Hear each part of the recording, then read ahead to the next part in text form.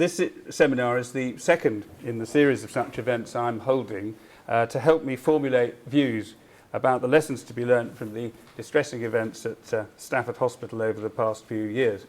There is no doubt that the NHS is a vast enterprise, and one of the things that it clearly needs and always has needed is good leadership.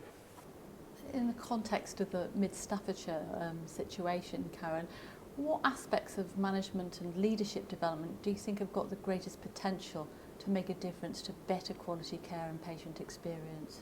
At the moment, we're spending a lot of time nationally investing in helping leaders understand their personal impact on those around them and being very conscious of the decisions that they make as a leader. Acquiring knowledge, developing skills, developing through experience is relatively easy to access in lots of different ways. Spending time reflecting on your personal practice as a leader is much more difficult, and I think people need help to do that. In terms of training, non-executive directors do benefit from training separately, but also collective board development is absolutely invaluable, whereby the whole board, the executive directors, the chief exec get together and focus on common issues and learn together and learn to get to know each other, actually.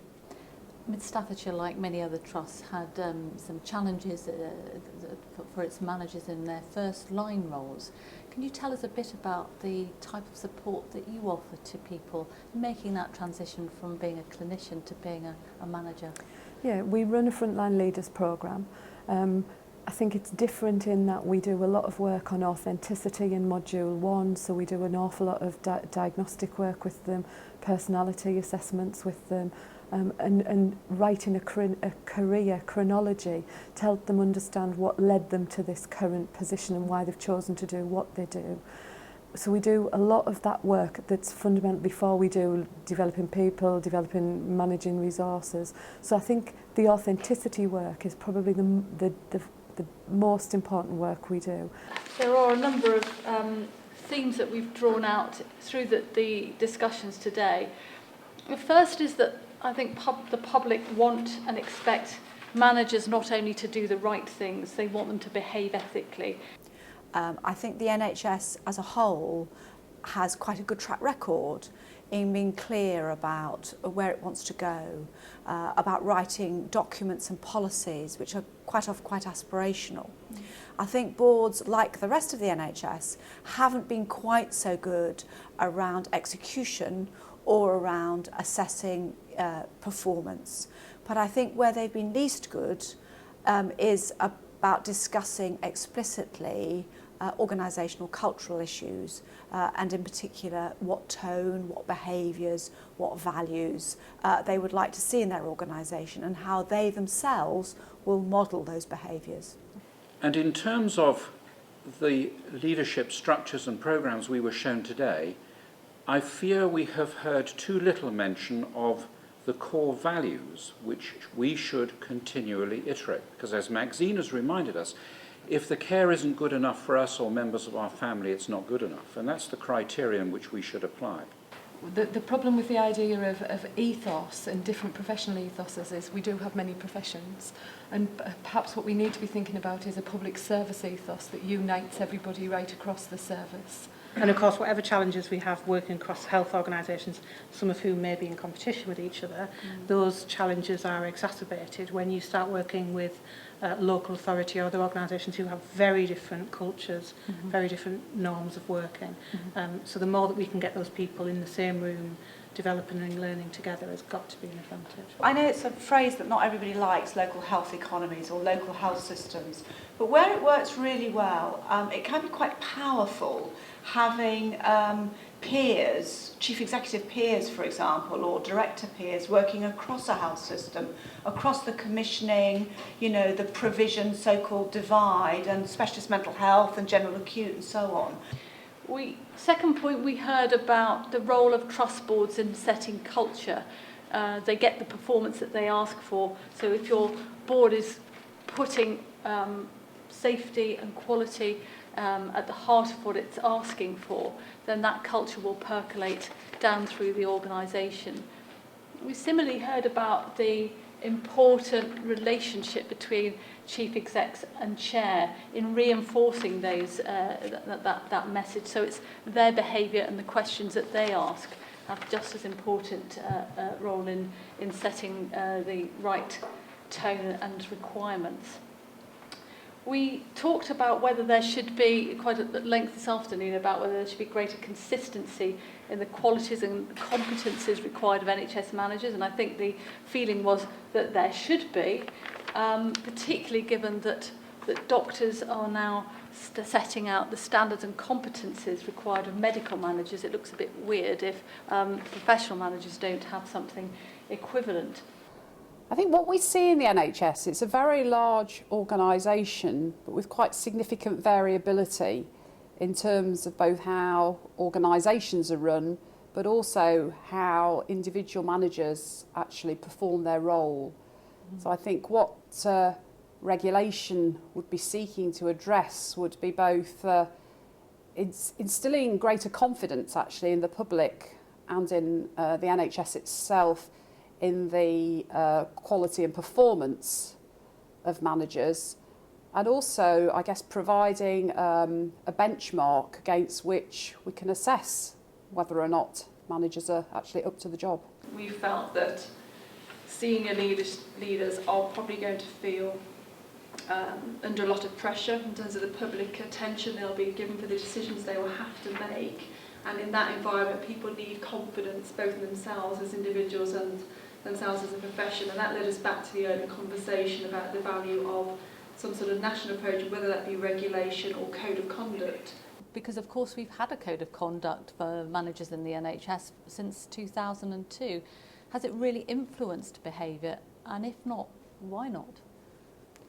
I think the both interesting and potentially difficult thing about the NHS Code of Conduct for managers is that I think we lack clarity as to exactly how it's been implemented within the health service.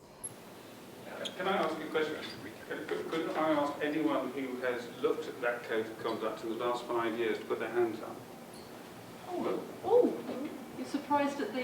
Yes. I looked at it about 2 weeks ago and I was quite surprised how relevant it still is, and it's got a focus in relation to patient care. The problem is, like a number of these things, it hasn't been properly implemented.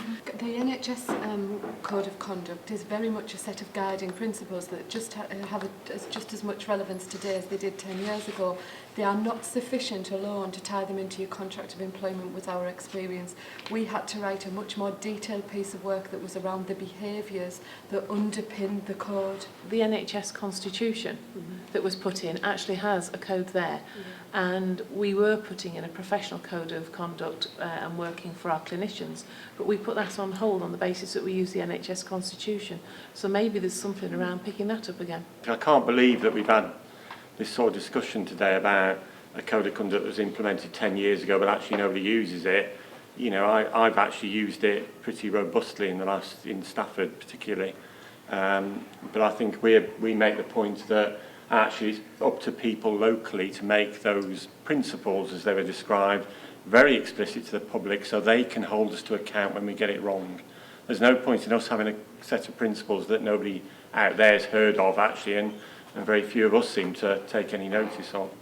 And on a personal point, I think everybody in the healthcare sector ought to be regulated. I think it's appalling that they're not. So. And we've had different views, though, about what would be the right methods for achieving that, ranging from a code of conduct, a licence to practice, fit and proper assessment for board directors, and we've heard international examples too. In countries such as the Netherlands and also Australia and Canada, they've moved towards developing quite a strong professional association for managers. That's often been developed by managers themselves, but has become an important body in terms of setting standards and a code of ethics for the profession, sometimes perhaps almost setting some barriers to entry to the profession, and then accrediting training and development.